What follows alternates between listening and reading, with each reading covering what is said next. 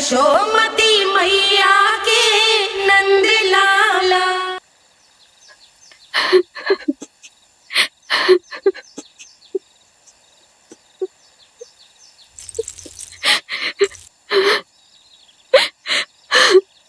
हमारे भक्ति में ऐसी क्या कमी रह गई प्रभु कि अभी तक आपके दर्शन का सौभाग्य नहीं मिला।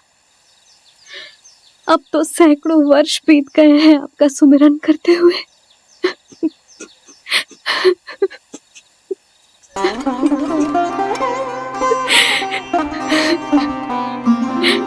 साचा सुमिरन सबसे हरि का, साचा है हरि नाम। साचा सुमिरन सबसे हरि का, साचा है हरि नाम। जिनकी कृपा से बन जाते हैं सबके बिगड़े काम, सबके बिगड़े काम। साचा सुमिरन सबसे हरि का, साचा है हरि नाम। आतुर है आंचल का उपवन, सुनने को पैजनियां छुन छुन। मधुर मधुर तुतलाती बोली, खेले संग संग आँख में चोली। मेरे मुख पे भी दे दो प्रभु ममता भरी मुस्कान। साचा सुमिरन सबसे हरि का, साचा है हरि नाम। भक्त बिना भगवान है जैसे, माता बिन संतान के वैसे। हरि बिन मेरा जीवन सूना, भगवान लाज मेरी रख लो ना। भगवान लाज मेरी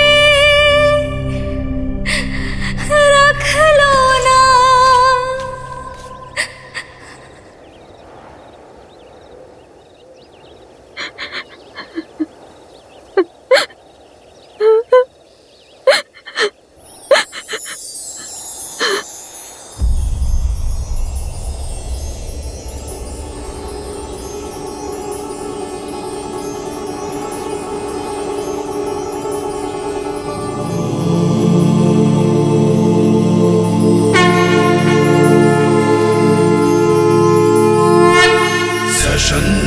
चक्रम सकिरीट कुंडलम सपीत वस्त्रम सरसीरुहे क्षणम सहार वक्षस्थल शोभितौस्तुभम नमामि विष्णु शिरसा चतुर्भुजम्।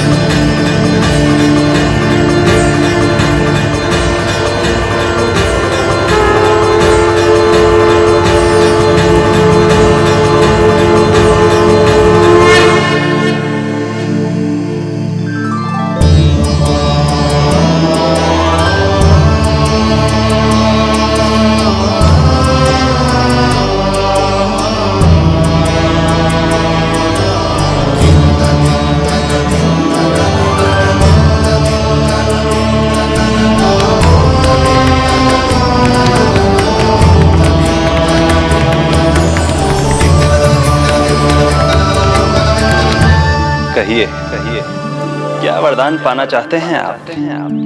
प्रभु, हम आपकी सेवा करना चाहते हैं, परंतु भक्त की भांति नहीं, अभी तो माता पिता के समान।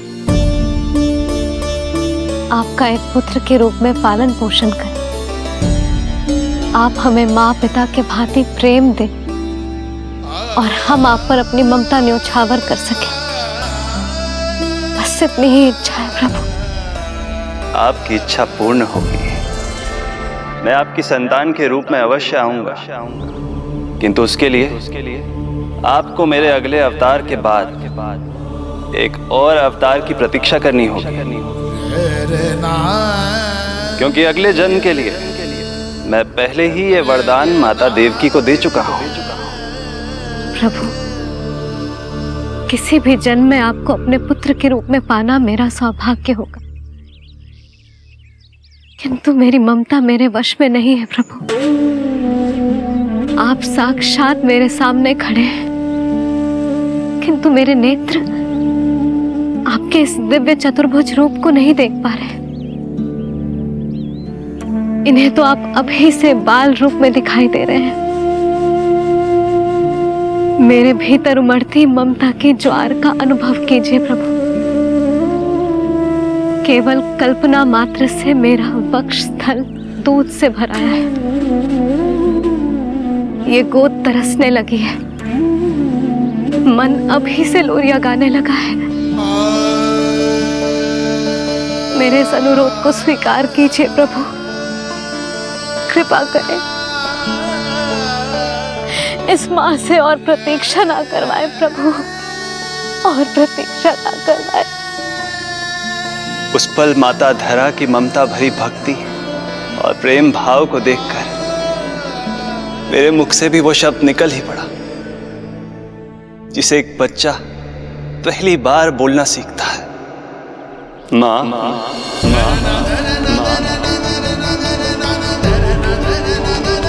अब ये प्रतीक्षा केवल आपकी ही नहीं, मेरी भी होगी, मेरी भी होगी, मेरी। मैं भी तरसूंगा आपका पुत्र बनने के लिए, पुत्र बनने के लिए। इस समय मैं विवश हूँ, समय मैं विवश हूँ, समय मैं विवश हूँ, किंतु मैं आपको वचन देता हूँ, आपको वचन देता हूँ, आपको वचन देता हूँ, आपकी संतान बनकर अवश्य आऊंगा, मैं अवश्य आऊंगा, मैं अवश्य आऊंगा। प्रभु,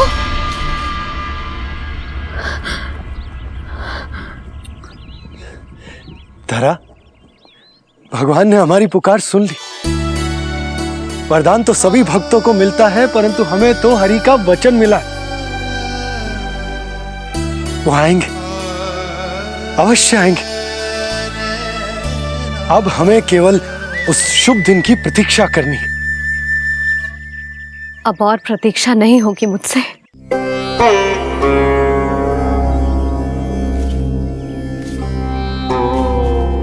हमने सहस्त्रों वर्षों तक तपस्या की, ये समझ लो कि वो तपस्या अभी शेष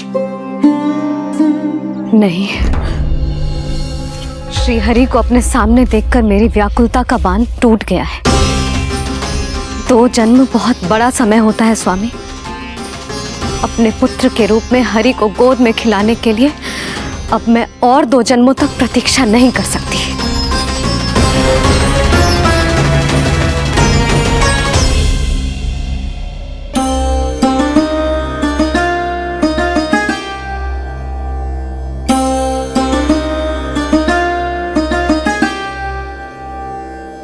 व्यर्थ हरि बिन जग ये सारा, व्यर्थ हरि बिन जीवन धारा। पूजन वंदन व्यर्थ हरि बिन, व्यर्थ धरार जीवन धारा। वरुण देव विनती सुन लीजिए, तन मेरा निर्जल कर दीजिए। हरि के बिन सारा जल तन का सागर सा हो गया है खारा।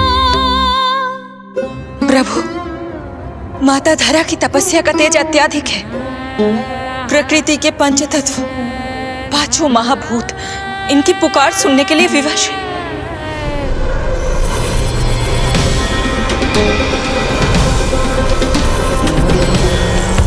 धरा, प्रिय, ये क्या कर रही हो? रुक जाओ। जठराग्नि सब दूर ये कर दो, अग्निदेव मेरे ताप को हर लो। माता जो वंचित ममता से, जग में नहीं उसको कुछ प्यारा। पूजन वंदन व्यर्थ हरि बिन, व्यर्थ धरार जीवन धारा। प्रभु, यदि अग्निदेव अपना अग्नि तत्व वापस ले लेंगे तो इनकी पाचन शक्ति नष्ट हो जाएगी और जीवित रहने के लिए शारीरिक तापमान भी अति आवश्यक होता है। यदि वही विलुप्त हो गया तो धरा, तुम्हें मेरी सौगंध मत करो ये। हे भूमाता आकृति दाता, मिथ्या है ये माटी का ढांचा। माटी मुक्त करो इस तन से, जब ना मिला हरि का सहारा। प्रभु, भू तत्व ही तन को भार देता है, उसके बिना ये तो पूरी तरह से ढह जाएंगी। धरा, धरा, ये क्या हो गया? बस करो अब। प्रभु, कुछ कीजिए। मैं संसार का संचालक हूं देवी। नियमों का पालन करने के लिए मैं भी बाध्य हूं। जो वचन मैं पहले ही माता देवकी को दे चुका हूं, यदि मैं चाहूं तो भी उसे तोड़ नहीं सकता।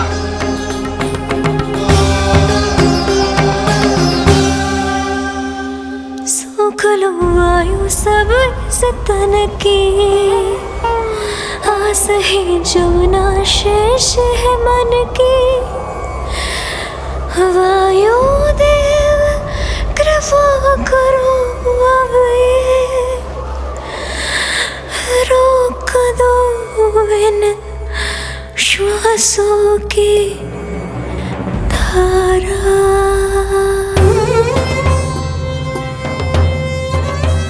प्रभु, प्राण वायु के बिना प्राणों का बचना संभव नहीं।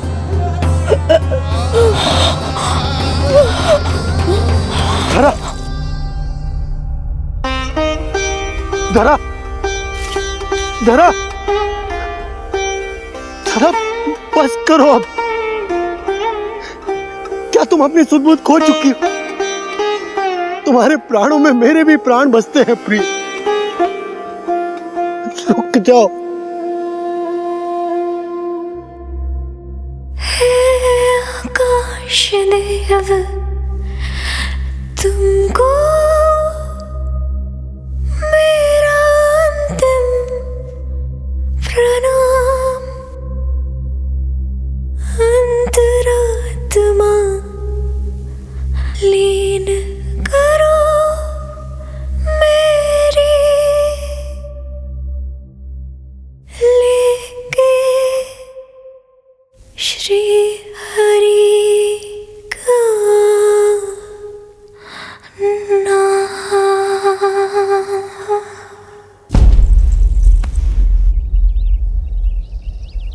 धरा,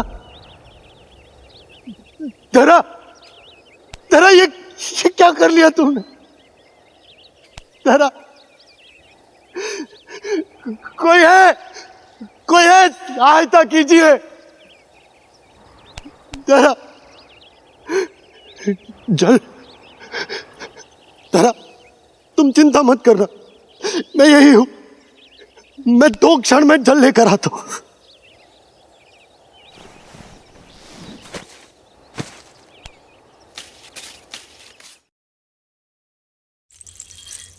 प्रभु, आप नियमों से तो अवश्य बंधे हैं, परंतु आप लीलाओं के स्वामी हैं। कोई तो उपाय निकालिए। आपने इन्हें मां कहकर पुकारा है। मां की प्राण रक्षा पुत्र नहीं करेगा तो और कौन करेगा?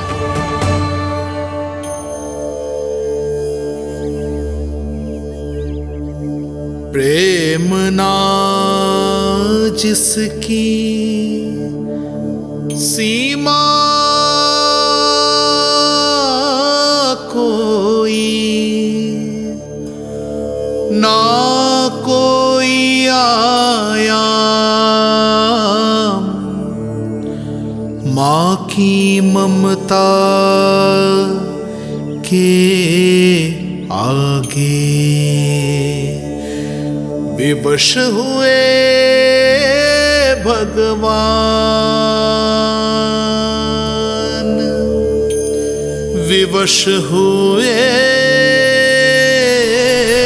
भगवान।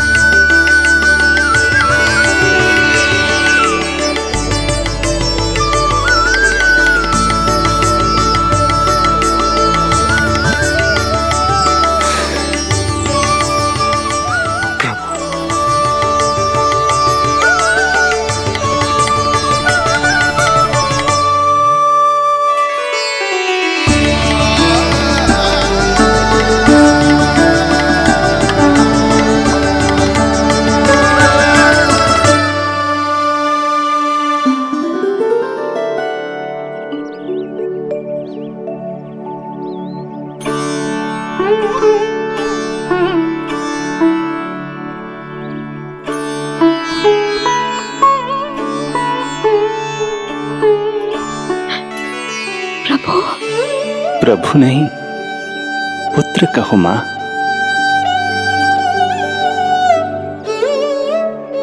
पुत्र, मेरा पुत्र, मेरा पुत्र।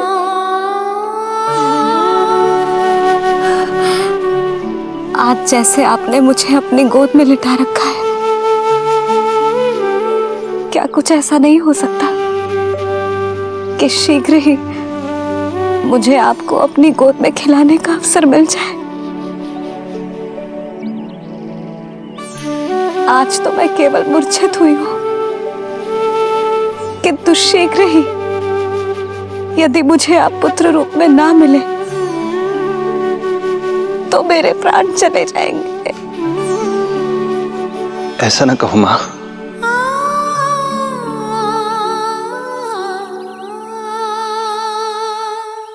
माता देवकी को मैं पहले ही वचन दे चुका हूं, इसलिए विधि के विधान के अनुसार मुझे उन्हीं का पुत्र बनकर जन्म लेना होगा। किंतु आपकी आतुरता का अनुभव करने के बाद अब मैं भी आपका स्नेह पाने से स्वयं को और वंचित नहीं रख सकता। आपने वरदान मांगा था कि आप पुत्र की भांति मेरा पालन पोषण करना चाहती हैं, इसलिए यदि आप उचित समझे तो आप अगले जन्म में ही अपनी इच्छा पूर्ण कर सकती हैं। जिस आयु में संतान को अपनी मां की ममता के आंचल की आवश्यकता सबसे अधिक होती है, उस आयु में, अर्थात अपने जन्म के प्रथम दिन से 10 वर्षों तक मैं आपके साथ रहूंगा। किंतु फिर मुझे अपनी जन्म देने वाली मां माता देवकी के पास लौटना होगा। ऐसा करने से मैं उन्हें दिया वचन भी निभा पाऊंगा और आपकी ममता का सौभाग्य भी प्राप्त कर पाऊंगा। यदि आपको स्वीकार हो तो। स्वीकार है प्रभु, सहर्ष स्वीकार है। एक माँ और पुत्र का नाता केवल उसके कोख से जन्म लेने से ही नहीं बनता, ये नाता तो ममता से बनता है। और मैं अपनी ममता आप पर न्यौछावर करने के लिए आतुर हूं। यशोमती मैया के नंद लाला, यशोमती मैया के नंद लाला, यशोमती मैया के नंद लाला, यशोमती मैया के नंद लाला।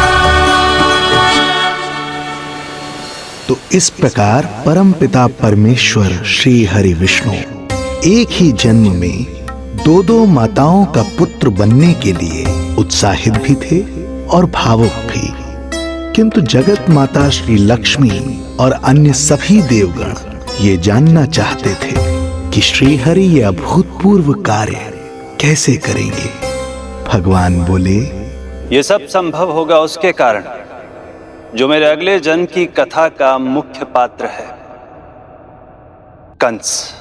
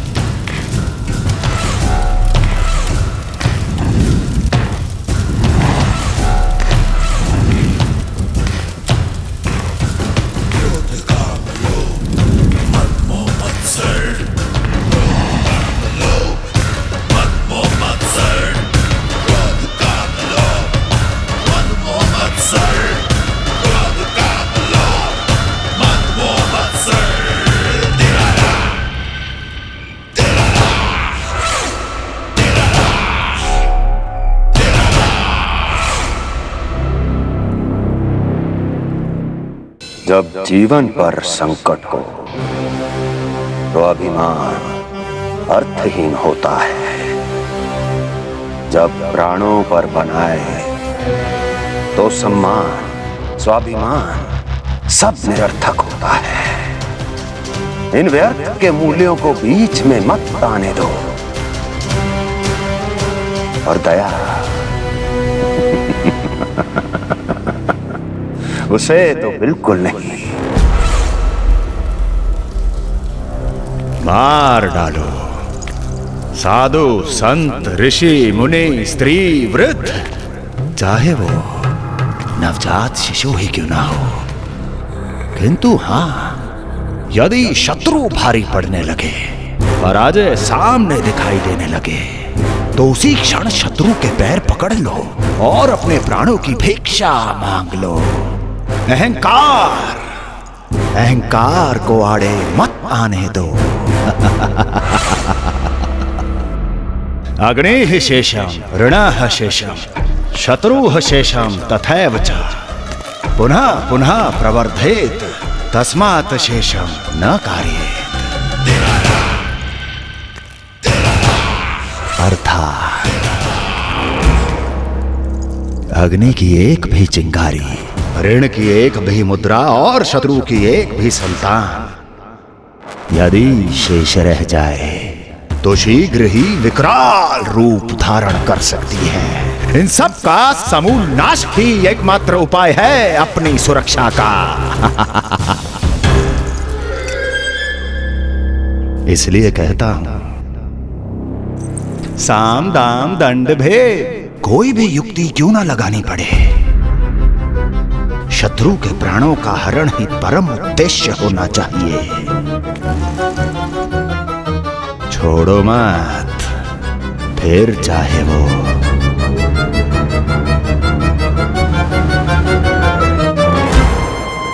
विष्णु ही क्यों ना हो।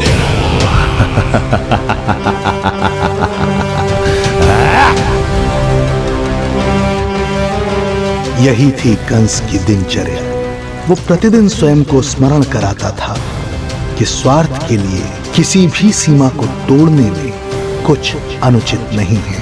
तभी तो राजगद्दी प्राप्त करने के लिए उसने अपने पिता महाराज उग्रसेन को भी नहीं छोड़ा था। पिताजी,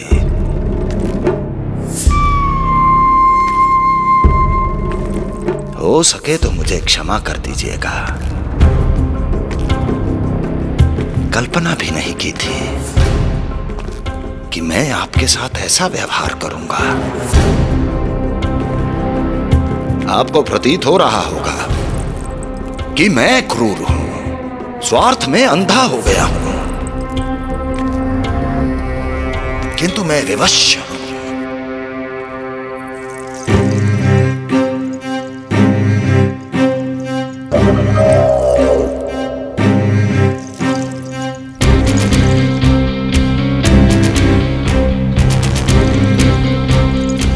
आज से सत्ता का ये भार अब मुझे उठाना पड़ेगा पिताजी,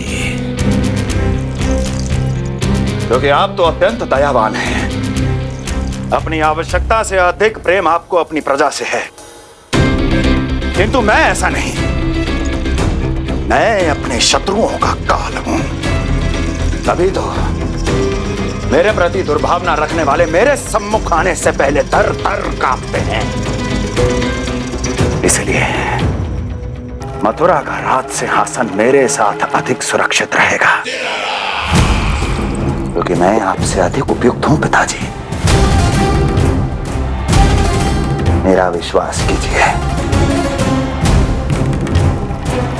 हृदय पर गोवर्धन पर्वत रखकर मुझे यह निर्णय लेना पड़ रहा है पिताजी।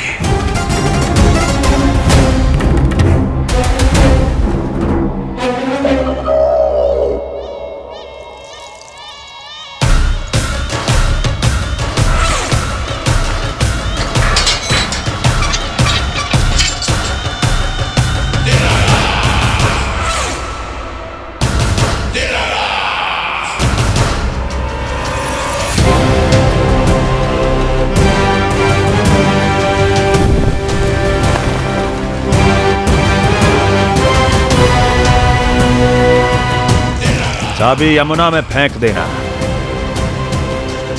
कोई कितना भी क्रूर, कठोर राक्षस ही क्यों ना हो, किसी न किसी के लिए उसके हृदय में भी प्रेम उपजता ही है।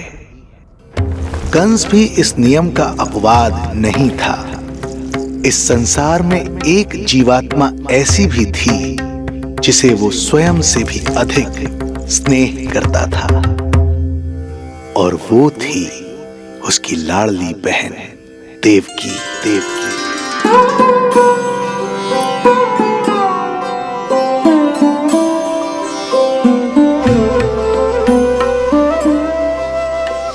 देवकी के लिए कंस एक राजा नहीं, मात्र भाई था, जो अपनी बहन की छोटी सी मुस्कुराहट के लिए आकाश पाताल एक कर सकता था।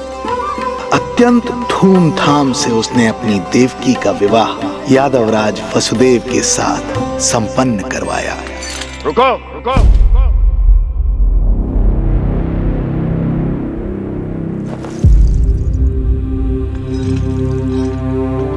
ये आप क्या कर रहे हैं? आप मथुरा नरेश हैं?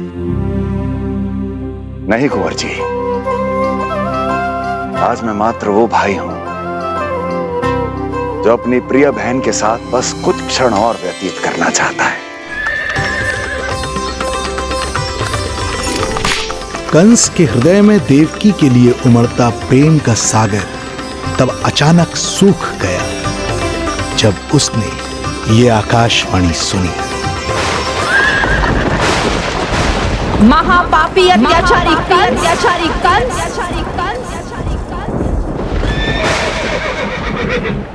जिस देवकी को तू इतने प्रेम से ससुराल ले जा रहा है, वही तेरे अंत में सहायक होगी। तेरा काल तेरी प्रिय बहन के गर्भ से उसकी 8वीं संतान बनकर जन्म लेगा और तेरा विनाश करेगा।